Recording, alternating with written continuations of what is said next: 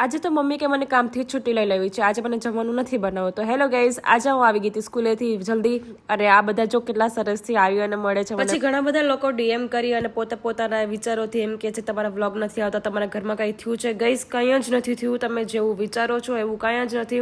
હું મારા થોડા કામમાં બિઝી હોય છું, કારણ કે મારી સ્કૂલની એક્ઝામ ચાલુ છે, એમાં પેપર ચેક કરવા અને ઓલ કામમાં બિઝી હોય છે.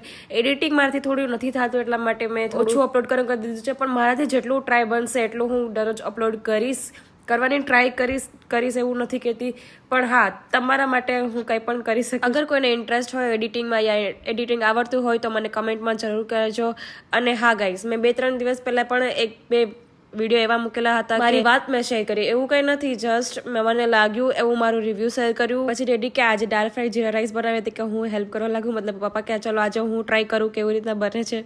તો પપ્પાએ અને મારી બેને મતલબ એને બનાવ્યું અને કેટલું સરસ બન્યું હતું. પછી એ બધા કામ કરતા તો મેં કીધું હું શું કામ કરું, એટલે હું સાઈડમાં જઈને બેઠી ગઈ હતી. એવું નથી કે બનાવતા નથી આવડતું, ઘણા બધા લોકો હતા તો મેં કીધું સાઈડમાં જઈને બેસી જાઉં, કારણ કે મમ્મી પણ ગુસ્સે થઈને સાઈડમાં જઈને બેસી જ ગયા હતા, એટલા માટે. પછી એને બોલવા દીધું હતું. ત્યારબાદ અમે અહીંયા આવ્યા હતા ગાર્ડનમાં જોવા માટે કે પપ્પા કહેજો અહીંયા મધમાખીનો પૂરો છે, એટલો મોટો થશે પછી આપણે કટ કરી નાખીશું. મારા ગાર્ડનમાં કેટલી એલોવેરા છે, કેળીનો ઝાડ છે, જાંબુનું ઝાડ છે. મારી બેન કે મને પાણી પીવડાવ, એટલે હું આખી બોટલ લઈને એને પાણી પીવડાવવા આવી ગઈ. પછી જમવાનો ટાઈમ થઈ ગયો હતો, જો ગાઈસ કેવી મસ્ત બન્યો હતો જમવાનો.